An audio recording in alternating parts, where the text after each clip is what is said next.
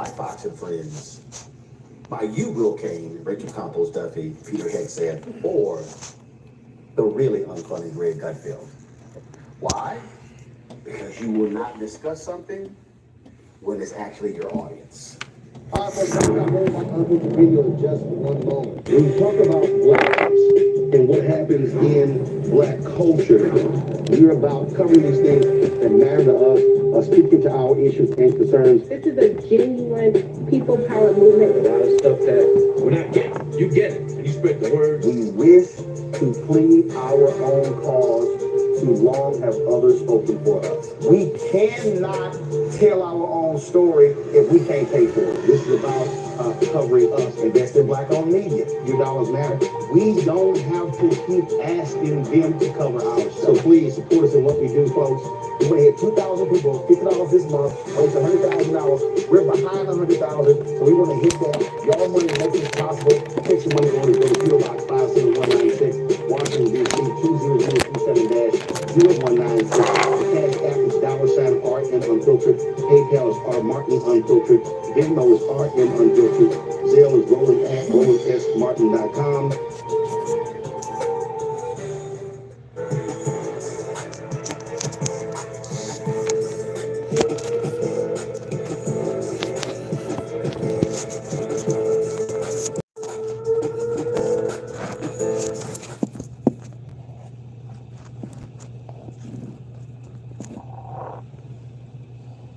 Former music producer for Sean Diddy Combs, worked on his latest album with him, suing him for sex trafficking and sexual assault and harassment. Well, they filed... Big T, what's going on, Big T? Included in those documents was an unsworn declaration from Jones himself, detailing more things he saw, heard, experienced during his time working and basically living with Combs. And in this 18-page declaration, it starts with a promise that he's telling the truth. Quote, what's good, Big T? Knowledge of the facts set forth herein, which I know to be true and correct, and if called upon to testify as a witness, I could and would completely Sancho, good evening, good evening, good evening, good evening, good evening, good evening. How are you tonight? So he's lying. That's a big deal. Now, if you ask me, I think one of the reasons Jones is doing this is to bolster his credibility because it's come under attack in the public. As we mentioned, some of the people that he mentioned in his lawsuit have fired back against those allegations.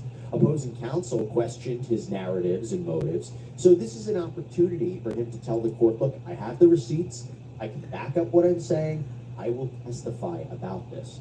So there are a lot of details that he provides, including background and how he got linked up with and started working for Diddy. And we already covered a lot of that in his complaint on previous sidebars. But according to Jones, what's good, what's good, what's good, everybody? Hours of video of Combs in his inner circle. He says that Combs required him to film constantly because he did not like to repeat himself. He said, quote, I quickly learned that from observing him lose his temper with his staff and family if they failed to remember something he said a day or two prior. Jones lists out crimes that he says he saw happen in real time. Quote, I witnessed the acquisition, use, and distribution of ecstasy, cocaine, GHB, ketamine, marijuana, and mushrooms. I witnessed Mr. Combs display and distribute unregistered illegal firearms. I witnessed Mr. Combs provide laced alcoholic beverages to minors and sex workers at his homes in California, New York, the Virgin Islands, and Florida. I witnessed Mr. Combs' Chief of Staff, Christina Coram, instruct the staff to retrieve drugs so she could provide them to Mr. Combs for his consumption. And then Jones also talks about that alleged assault that he witnessed on Combs' chartered yacht. Remember when we covered this, that Jones's attorneys had filed a separate civil action against Combs' son, Christian King Combs, on behalf of a woman named Grace O'Markey. She was a steward on the yacht. Remember, and Combs had chartered that yacht for the Christmas holiday in 2022.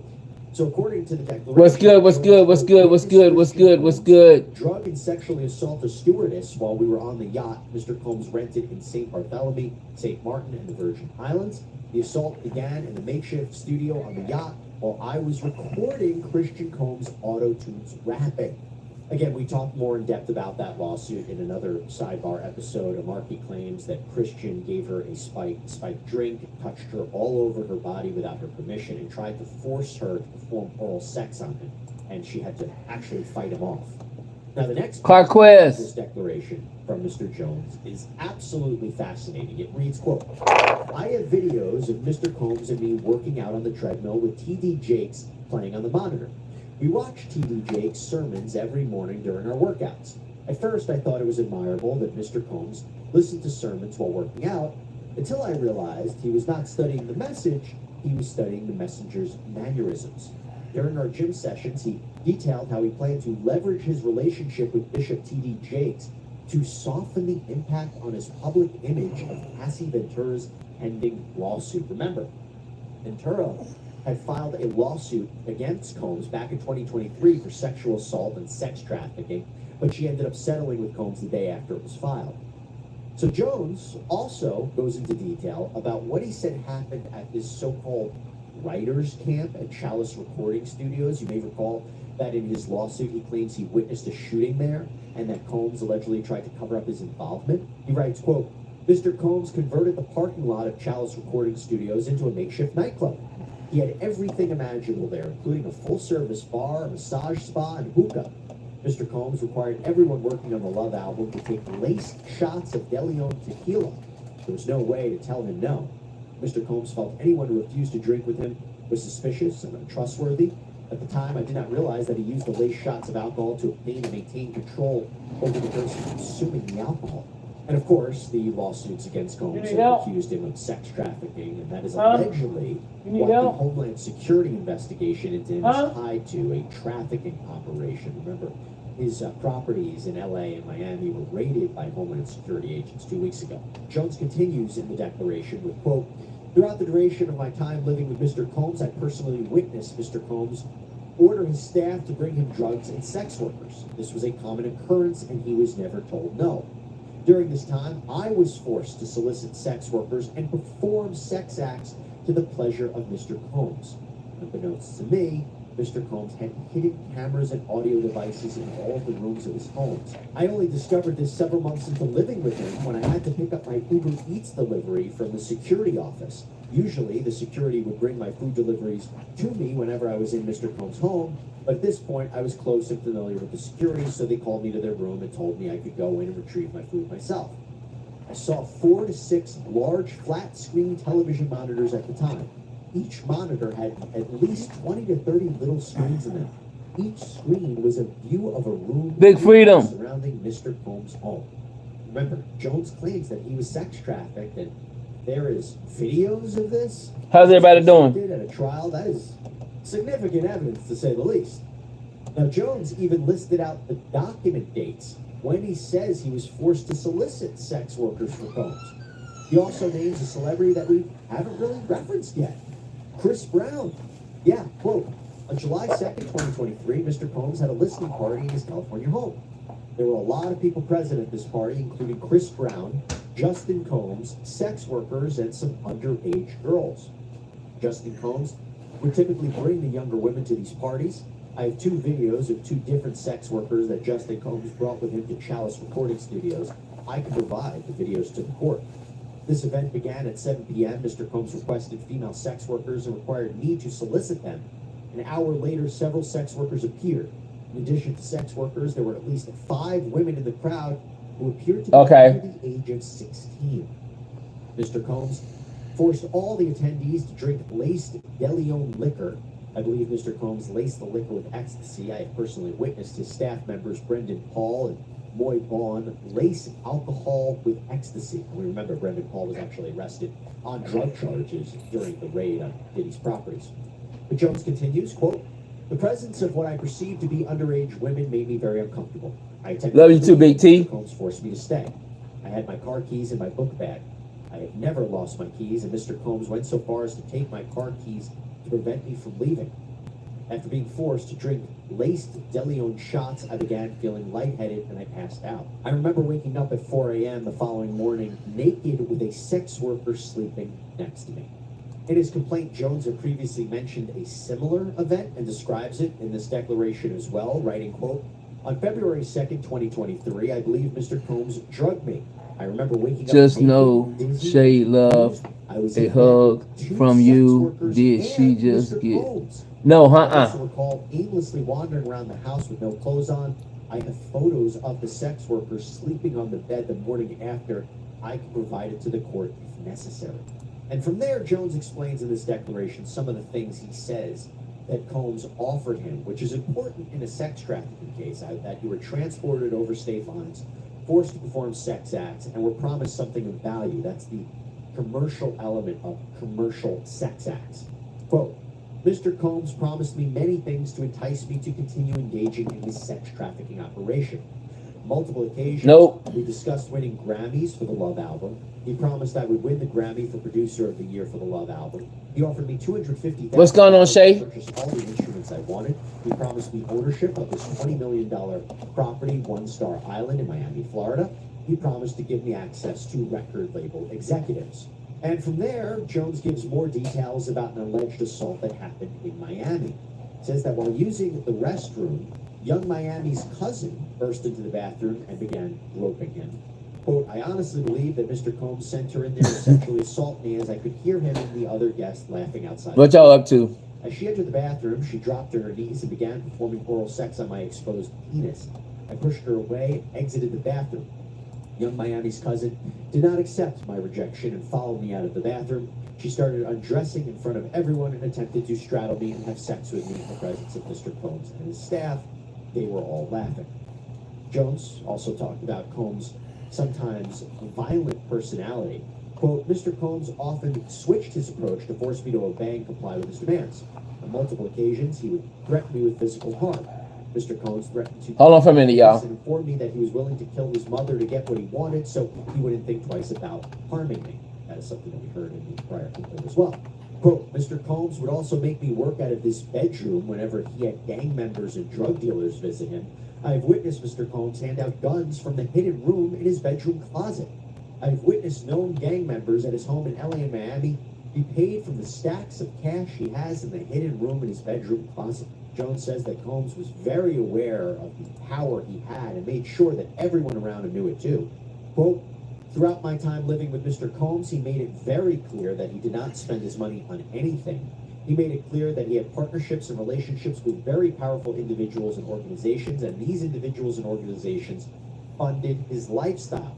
And then the declaration from Jones also rebuts claims by Universal Music Group, a defendant in his lawsuit. Jones writes, quote, by counsel, Shay, what you was up to today? UMG claims that they did not pay for sex workers or sponsored any of the club love parties or the writers' camp.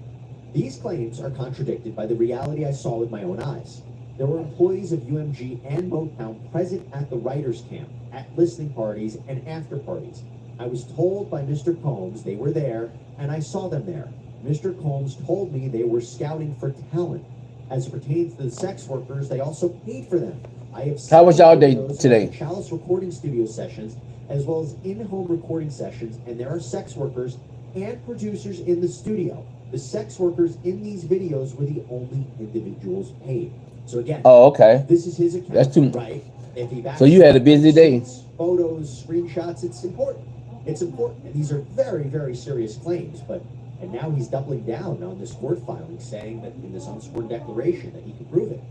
Now, I will tell you that Jones, he also provides multiple photos in the lawsuit of men and women. Did you make your taco last night? Recording studio. Jones claims that the women in these photos are sex.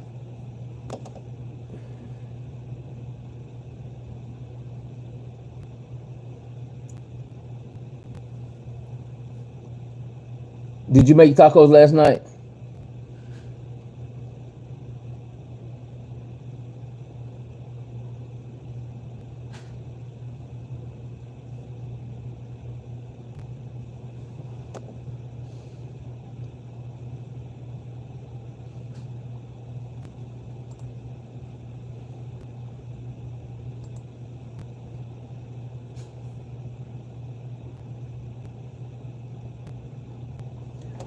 I didn't have to cook, but I ate my butt off.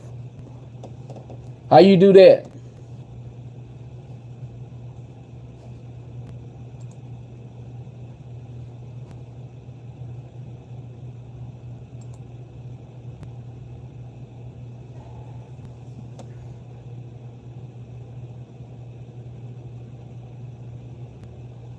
Make sure you got your bell turned on.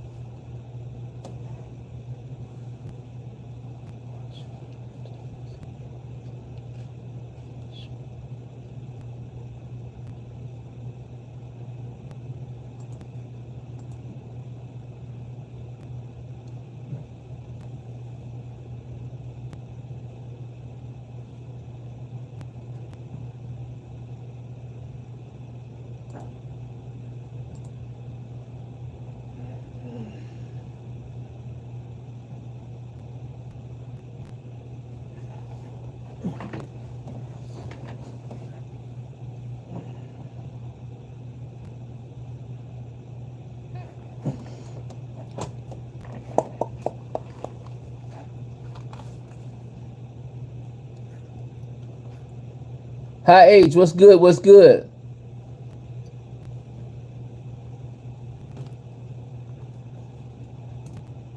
I know other some kind of way somebody been changed. I don't know what's going on, but look like somebody changing my settings.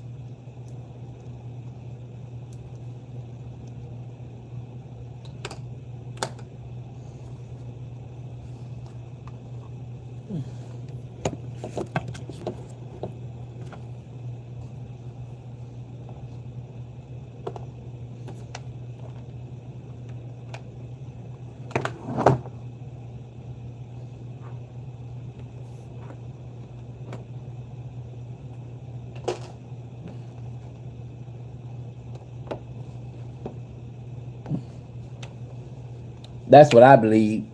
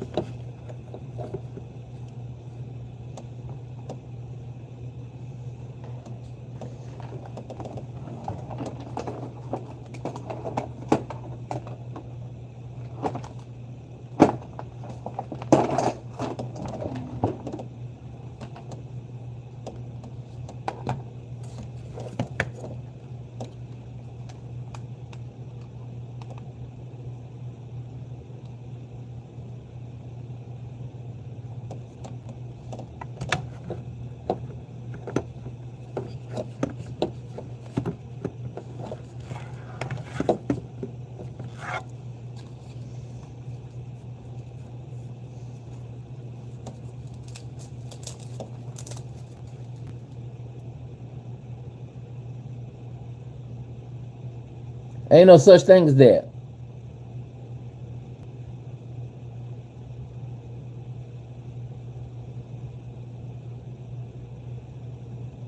No, I don't do that. Take my wrench. Godchild took my wrench because I started laughing when Lord God told Godchild. No, that wasn't the reason.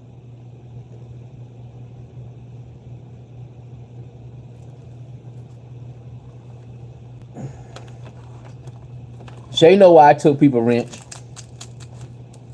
And she gonna only be the only one that gonna give them out. Cause I ain't giving out no wrench.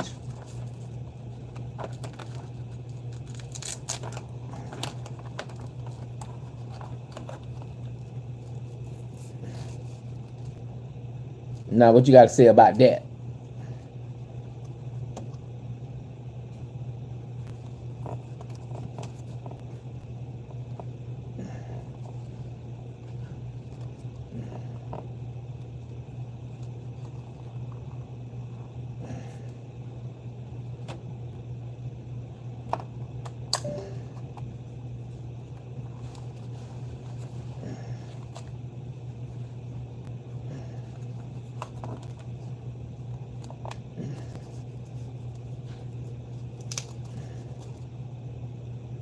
Did the 49ers win? No, we didn't win.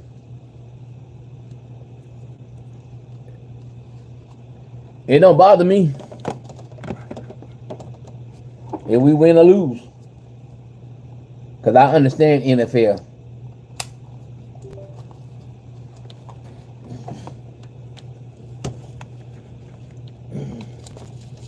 Come on.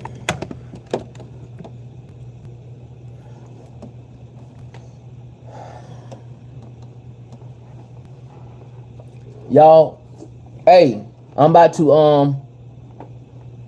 y'all hold up for a minute. I don't want no parts in them problems with them wrenches. The only person who should have that problem is the host. That's what happened the last time. I ain't got no problem. I don't have no problem with that. Hey, y'all log off. I'm gonna try something different. So y'all stick around. Y'all hear me?